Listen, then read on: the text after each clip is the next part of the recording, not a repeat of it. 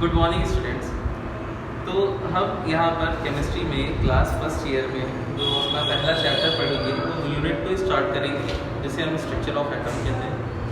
तो इस यूनिट 2 को पढ़ने के बाद जब हमें एलिमेंट्स के बारे में नॉलेज हो जाएगी तब हम अपना फर्स्ट चैप्टर यानी फर्स्ट यूनिट कंप्लीट करेंगे। तो स्ट्रक्चर ऑफ एटम में समझने के लिए जो पहला पॉइंट है वो चैप्टर का नेम ही है, व्हाट इज एन एटम। तो सबसे पहले यहाँ पर एटम को यानी कि परमाणु को डिफाइन करते हैं। अगर आपको डेफिनेशन देनी है एटम यानी परमाणु की तो आप क्या लिखोगे, व्हाट इज परमाणु। तो परमाणु क्या है, परमाणु कैसा होता है, गोलाकार, विद्युत उदासीन, अति सूक्ष्म कण है। कैसा होता है, गोलाकार, विद्युत उदासीन, अति सूक्ष्म कण। तो गोलाकार मतलब जैसा कि जाना गया कि परमाणु गोलाकार में होता है। विद्युत उदासीन मतलब जितना इसमें प्लस चार्ज होगा उतना ही इसके अंदर नेगेटिव चार्ज होगा। अति सूक्ष्म मतलब बहुत ही छोटा होता है। छोटा होने का मतलब क्या है, जैसे ये हमारा मार्कर है तो इस मार्कर की टिप यानी मार्कर की जो नोक है इस पे भी हजारों की संख्या में जो हमारे परमाणु हैं वो उपस्थित हो सकते हैं। तो आप इसी से अंदाजा लगा सकते हैं कि हमारे इस परमाणु का आकार कितना छोटा है। तो परमाणु को एक्सप्लेन करने के लिए तीन मेन पॉइंट हैं कि परमाणु कैसा हो, गोलाकार हो यानी स्फेरिकल हो, विद्युत उदासीन हो यानी कि इलेक्ट्रिकली न्यूट्रल हो। इलेक्ट्रिकली न्यूट्रल का मतलब मैंने आपको बताया कि जितना पॉजिटिव है उतना नेगेटिव चार्ज है। अति सूक्ष्म का मतलब कैसा है, वेरी स्मॉल पार्टिकल है। ये माइक्रोस्कोपिक पार्टिकल कहलाते हैं जो बहुत ही छोटे होते हैं और सूक्ष्म मतलब नग्न आंखों से नहीं दिखाई देते। तो शुरुआत में तो ये समझा जाता था कि जो परमाणु है वो अविभाज्य है। अविभाज्य का मतलब कि उसे और छोटे पार्टिकल्स में नहीं तोड़ा जा सकता है। लेकिन जैसे जैसे इंक्रीजमेंट होती गई टाइम के साथ में साइंस की, तो वैसे पता चला कि एटम जो है वो तीन मौलिक कणों से मिलकर के बना है। तीन मौलिक कणों से मिलकर बना है। ये जो तीन मौलिक कण हैं ये कौन कौन होते हैं बेटा, ये होते हैं इलेक्ट्रॉन, प्रोटॉन और आप जानते हैं तीसरा कौन, न्यूट्रॉन। तो ये हमारे तीन मौलिक कण हो गए। तो इन्हें हमने क्या नाम दिया, मौलिक कण, यानी जो एटम के परमाणु के अंदर प्रेजेंट है वो हमारे मौलिक कण हो गए। अब इन मौलिक कणों के बारे में जानेंगे, क्या क्या बातें जानेंगे। सबसे पहले जानेंगे कि इनको हम प्रदर्शित कैसे करते हैं, यानी इनका प्रतीक क्या होता है।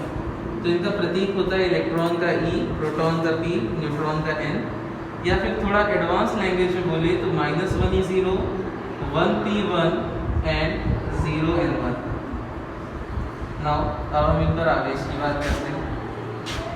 तो आवेश बोला यह जाता है कि इलेक्ट्रॉन पर जो आवेश है वो आवेश होता है -1, प्रोटॉन पर +1 और जो न्यूट्रॉन होता है वो विद्युत उदासीन यानी इलेक्ट्रिकल न्यूट्रल पाया गया। इस आवेश का अर्थ क्या है, इस आवेश का अर्थ फिजिक्स की भाषा में है कि प्रत्येक इलेक्ट्रॉन पर 10 × 1.6 × 10⁻⁻19 कूलाम का चार्ज होता है।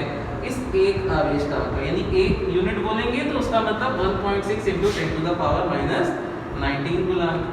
हम बात करते हैं अब इनके द्रव्यमान के बारे में। तो द्रव्यमान जैसे हमारा आपका द्रव्यमान होता है वैसे इनका भी अपना द्रव्यमान है। कुछ ना कुछ तो मास अवश्य होगा क्योंकि ये सॉलिड पार्टिकल्स देखे जाते हैं। तो द्रव्यमान की अगर बात करें तो जो इलेक्ट्रॉन है पार्टिकल कैरेक्टर रखता है तो मास अवश्य होगा। इसका किलोग्राम में जो मास होता है 9.1 × 10⁻31। प्रोटॉन और न्यूट्रॉन के मास लगभग बराबर होते हैं 1.6 × 10⁻27। इन सूक्ष्म कणों के हिसाब से किलोग्राम में दिया गया ये द्रव्यमान बहुत अधिक है, इसीलिए से आपको यहाँ पर न्यूट्रॉन और प्रोटॉन में मास में कोई ज़्यादा डिफरेंस नहीं दिखाई दे रहा। नेक्स्ट हम बात करते हैं, सिंस ये पार्टिकल्स काफ़ी छोटे होते हैं इसलिए हम इनकी एक और यूनिट की बात करते हैं। इस यूनिट को कहते हैं एटॉमिक मास यूनिट। क्या नाम देते हैं, एटॉमिक मास यूनिट यानी कि परमाणु द्रव्यमान मात्रक। क्या कहते हैं, परमाणु द्रव्यमान मात्रक। इसके अनुसार इलेक्ट्रॉन का जो मास होता है 0.000548 AMU, प्रोटॉन का 1.007276 AMU और न्यूट्रॉन का 1.008665 AMU मिलता है। अब हम बात करेंगे किसके बारे में, अब हम बात करेंगे इन इलेक्ट्रॉन, प्रोटॉन और न्यूट्रॉन के खोजकर्ता कौन से थे। तो इलेक्ट्रॉन की जो खोज हुई वो किसके द्वारा हुई, जे टॉमसन के द्वारा हुई। किसके द्वारा हुई, जे टॉमसन के द्वारा हुई। कब ये खोज हुई, 1897 में हुई। प्रोटॉन की खोज किसके द्वारा हुई, अर्नेस्ट रदरफोर्ड के द्वारा हुई। कब ये खोज हुई, 1919 में हुई। और न्यूट्रॉन की खोज किसके द्वारा हुई, जेम्स चैडविक के द्वारा हुई। और कब ये खोज हुई, ये खोज हुई 1932। अब खोज कैसे हुई, तो जो एक्सपेरिमेंट था इलेक्ट्रॉन को खोजने के लिए वो था कैथोड किरण पर, यानी कैथोड किरणों की जब खोज हुई तो इलेक्ट्रॉन की खोज हुई।